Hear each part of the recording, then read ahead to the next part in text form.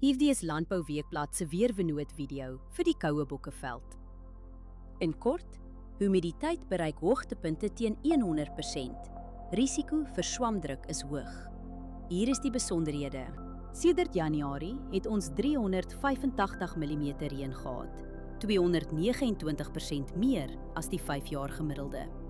Groeigraaddae staan tot dusver op 1121.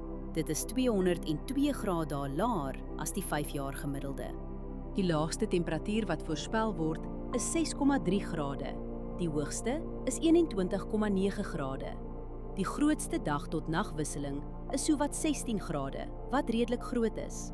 Skerp wisselings van die aard stresgewasse en kan fisiologiese probleme soos bars of sonbrand vererger. Geen reën word die week verwag nie. Al die vog kom uit besproeiing. Die hele week is stil.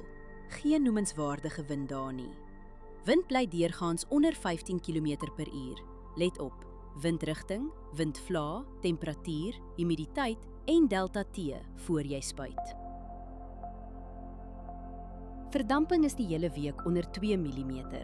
Oorbesproeiing in die soort toestande hou risiko in vir wortelsiektes.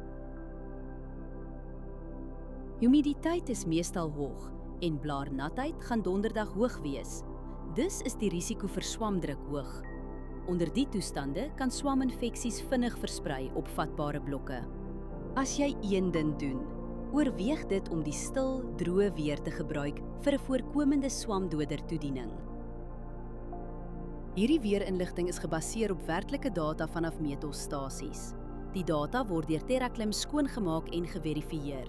KI-interpretasies word deur grondwaarheidsdata onderlê, aangedryf deur Villa Crop Protection.